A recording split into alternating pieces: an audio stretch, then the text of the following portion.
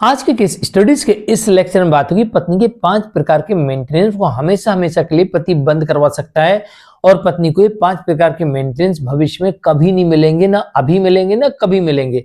Number 1, entry maintenance हमेशा के लिए बंद, मेंटेनेंस हमेशा के लिए बंद, स्थायी भरण पोषण यानी कि एलोमनी हमेशा के लिए बंद, केस लड़ने का खर्चा किसी भी केस में नहीं मिलेगा और साथ ही कॉम्पनसेशन यानी मुआवजा ये भी नहीं मिलेगा। तो चलिए आज के इस स्टडीज के इस लेक्चर में आपको वो सभी नियम बताते हैं जिन नियमों के अंतर्गत ऐसा कोर्ट आदेश कर सकती है कि पत्नी को किसी भी केस में एक पैसा अलाउ नहीं करेगी, एक पैसा नहीं देगी। जय जिनेंद्र, हूं केस जैन। वीडियो को लाइक और शेयर कर दीजिए और इस तरह के जजमेंट्स के 200 पीडीएफ पाने के लिए या अन्य किसी जानकारी के लिए दिए गए नंबर पर आप हमें संपर्क कर सकते हैं। चलिए शुरुआत करते हैं।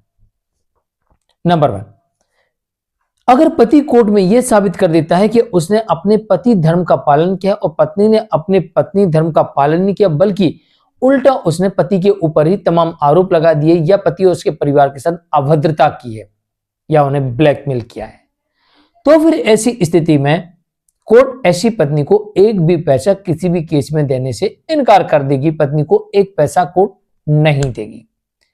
नंबर 2, अगर पति यह साबित कर दे कोर्ट में कि उसने पत्नी को लाने का भरसक प्रयास किया और मेरी कोई गलती नहीं है, पति ने अपने पति धर्म का पालन किया, पति की कोई गलती नहीं है और पति ने अपने पति धर्म का पालन किया और पति धर्म का पालन करते हुए उसने पत्नी को वापस लाने का भरसक प्रयास किया। भरसक प्रयास में क्या क्या शामिल होता है?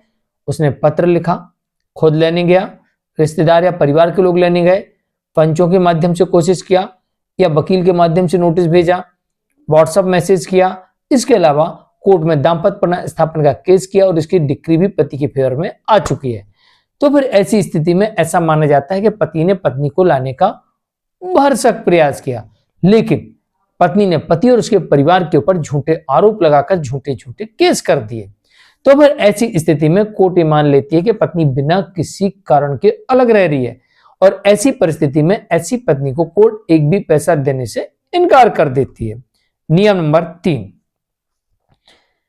पत्नी के पास आय की पर्याप्त साधन है। पत्नी के पास में आय के पर्याप्त साधन है और यहां पर भी पति की कोई गलती नहीं है, तो फिर कोर्ट एक भी पैसा पत्नी को नहीं देने वाली है।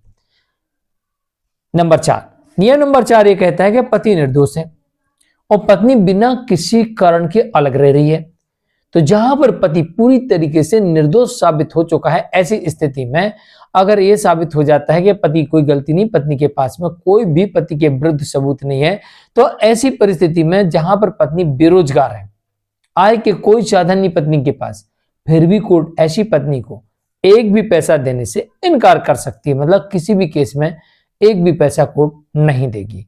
5वां सबसे बड़ा कारण बनता है जिस नियम के अंतर्गत आमतौर पर कोर्ट एक पैसा पत्नी को किसी भी केस में ऐसी पत्नी जो कि कमा नहीं सकती, कमाने के काबिल नहीं है, बेरोजगार है, फिर भी उसे नहीं देती है।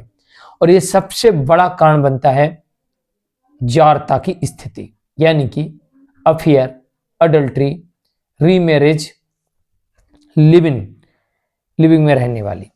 अगर ऐसा कोर्ट में साबित हो जाता है कि पत्नी अडल्ट्री में है यानी कि जारता की स्थिति में है, तो फिर कोर्ट ऐसी पत्नी को एक भी पैसा देने से साफ इनकार कर देती है और इस केस में एक भी पैसा पत्नी को नहीं मिलता है।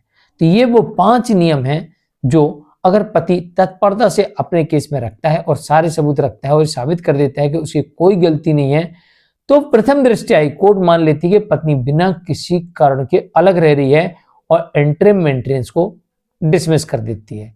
फाइनल में स्पष्ट हो जाता है, साबित हो जाता है कि पति की कोई गलती नहीं है, पत्नी बिना किसी कारण के अलग रह रही है या फिर जारता की स्थिति में है, तो ऐसी परिस्थिति में फिर पत्नी को कोर्ट एक भी पैसा नहीं देती है। मैं हूं केस जैन, आज के लिए इतना ही। नमस्कार।